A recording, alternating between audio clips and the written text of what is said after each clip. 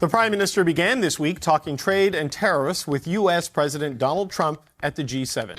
We must reinforce our strength at home and safeguard Canadian workers and businesses from the unjust U.S. tariffs that exist at present. The main story, of course, is President Trump delivering on his threat to hit China, Canada, and Mexico with sweeping tariffs, import levies. Just 30 days, Canada could raise retaliatory tariffs on U.S. steel and aluminum, targeting an industry that supports jobs across 36 American states. Prime Minister Mark Carney made it clear, if no deal is reached, Ottawa will respond with force. The message? This isn't about diplomacy anymore. It's about damage control. And for the U.S., it's a double blow. First, it risks losing privileged access to its closest market. Second, it now faces rising political backlash at home from governors, mayors, and union leaders whose districts depend on steel exports to Canada. This isn't a warning shot, it's a loaded countdown, and Washington is running out of moves.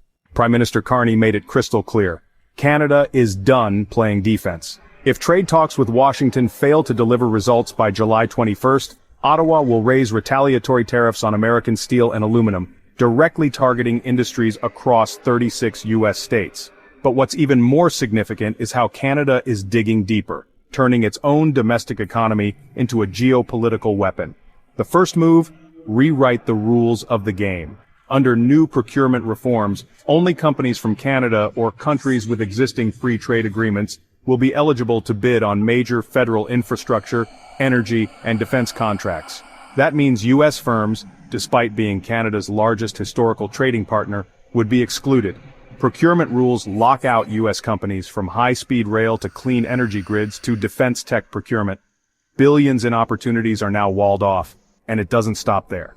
Canada is imposing tariff rate quotas on steel imports from non-FTA countries, aiming to lock in price stability for domestic producers and blunt any supply shocks caused by global trade volatility. These quotas don't just protect Canada, they deprive foreign producers, including the U.S., of market share in a G7 economy. From the U.S. perspective, this is more than economic pushback, it's a calculated blow. American manufacturing giants, especially in states like Ohio, Michigan, Indiana, and Pennsylvania, could lose out on lucrative contracts just as they're navigating increased input costs from domestic tariffs. U.S. firms aiming to expand into Canadian infrastructure or defense sectors will now find the door closed, or at best, heavily guarded. The message from Canada is subtle but brutal. If Washington won't play fair, Ottawa won't play at all. And it's not just about taxes or trade rules, it's about signaling that Canada is prepared to pivot, protect, and prioritize its own industry, even if it means sidelining the U.S. in the process. If Trump continues to gamble on tariffs and brinkmanship, this may be one of the first dominoes to fall. And unlike in previous trade spats, this time the costs may land squarely in America's heartland. We must reinforce our strength at home and safeguard Canadian workers and businesses from the unjust U.S. tariffs that exist at present. Tariff quotas, silent market denial. And that's why we're announcing that Canada will be introducing a series of countermeasures to protect Canadian steel and aluminum workers and producers. Unlike Trump's tariff hikes that came overnight and caught allies off guard, Canada's countermeasures are designed with surgical precision. Ottawa isn't throwing punches just to make headlines, they're holding the line at a 25% retaliatory tariff for now. But the message is clear. That number could climb if negotiations stall, or fall if progress is made. It's not about punishment, it's about leverage. Behind the scenes, Canada has already laid the legal groundwork. New procurement rules and import quotas weren't drafted last minute. They've been in the works for months. These aren't emotional decisions, they're policy tools prepared in advance to activate depending on how the U.S. chooses to act. From a strategic lens, this approach does two things. First, it sends a signal to Washington that Ottawa isn't bluffing. Retaliation isn't just noise, it's functional, targeted, and structured for maximum pressure. Second, it gives Canada flexibility by adjusting tariff levels based on negotiation progress. Carney's government keeps the door open, inviting diplomacy while holding a credible threat over American markets. From the U.S. perspective, this is a high-stakes wake-up call. If Trump continues to push unilateral demands, the cost won't just be in steel or aluminum. It'll be in lost access to public contracts, reduced export potential, and eroded business trust across the border. American companies that once relied on Canada as a stable partner are now facing unpredictability. Ironically, not from Ottawa but from Washington itself. This is the difference between symbolic retaliation and structural deterrence. Canada isn't lashing out, it's laying traps quietly, calmly, and with legal precision, and unless the US shifts course, those traps may soon spring shut. Canada isn't just fighting back with tariffs. It's redirecting entire supply chains in response to US aggression. Ottawa has unveiled a new strategy.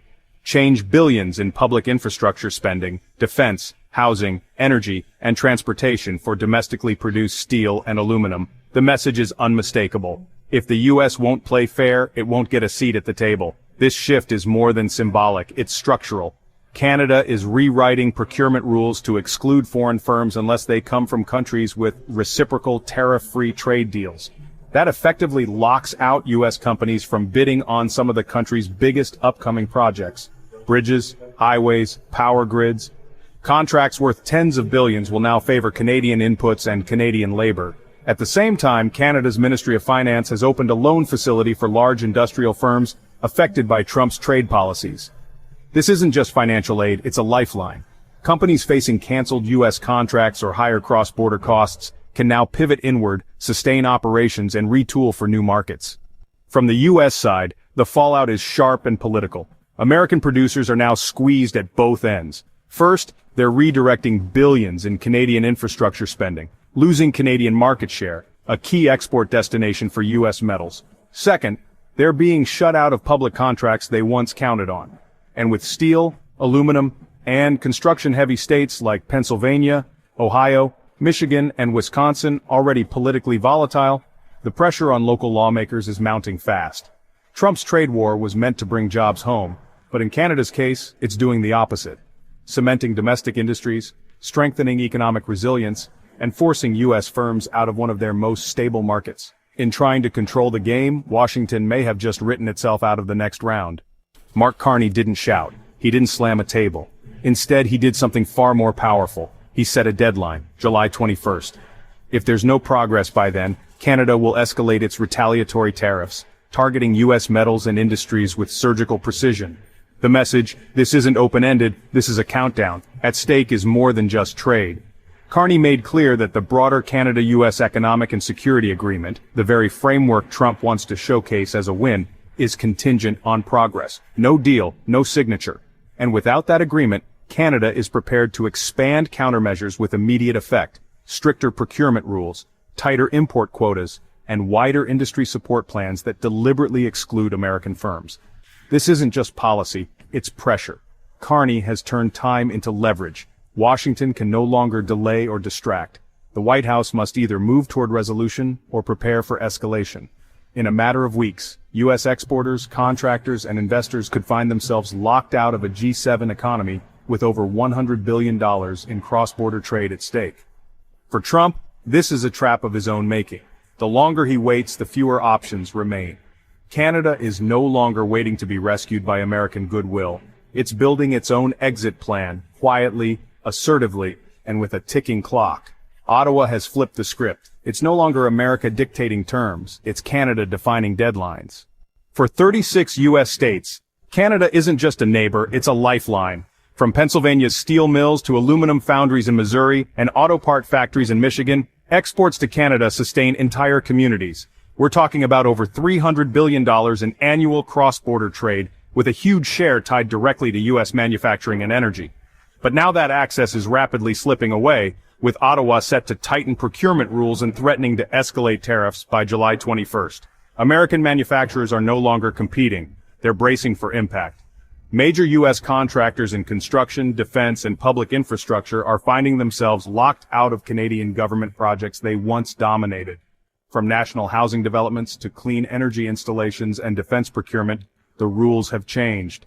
Only Canadian firms or those from countries with free trade agreements are being prioritized. That excludes most American bidders. In a matter of weeks, decades of North American industrial integration are being unwound. The consequences are political. Pressure building in swing states already showing. Supply chains are stalling, multi-million-dollar deals are paused or redirected, and capital investments are being frozen across the Midwest and South. Executives aren't waiting to see what happens on July 21st. They're lobbying hard now. And it's not just the CEOs. Union leaders and small business owners are flooding congressional offices with the same urgent message: fix this. The political cost. It's stacking up fast. Senators and House representatives in states like Ohio, Wisconsin, and Alabama, many of whom rode into office on promises to protect domestic industry, are now caught in a bind, loyal to Trump's trade brinkmanship, or respond to the economic pain hitting their own backyards. With the 2026 midterms just months away, the choice is becoming increasingly untenable.